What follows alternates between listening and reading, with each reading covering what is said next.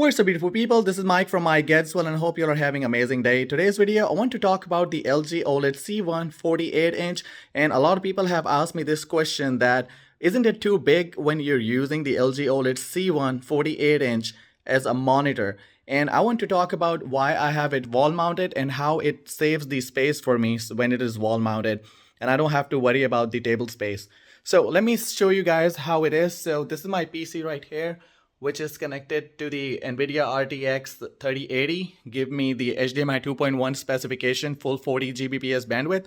And this TV right here is wall mounted, and you can see how much I have the distance between the table and the TV. If I were to put this TV on the stand, it will take about half of the space right here. So the screen will be here, and you can see how much distance I have. So this much distance, your TV will be right in the face, and it is not gonna look good, and also it's not productive at all. So that's why I recommend, if you're gonna use your TV as a monitor and you're going with LG OLED C1, it better be wall mounted, because you can see how much space I can get.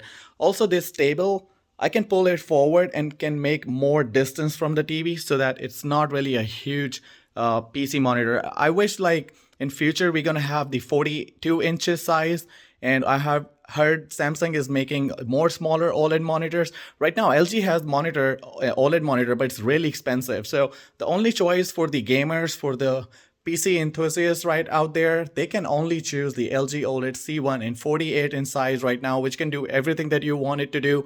The NVIDIA G-Sync and also AMD FreeSync. And it does the VRR with the Xbox Series X, and PlayStation it doesn't do it, but I have a video coming up which is going to explain everything about the VRR. So make sure to hit the like button and let me know how you want to use your monitor. You like it wall mounted or you want to use it on the stand, and how big of a TV it looks when you are using it as your PC monitor. So let me know in the comment section what do you guys think about it, and I'll see you in another video. Until then, peace out.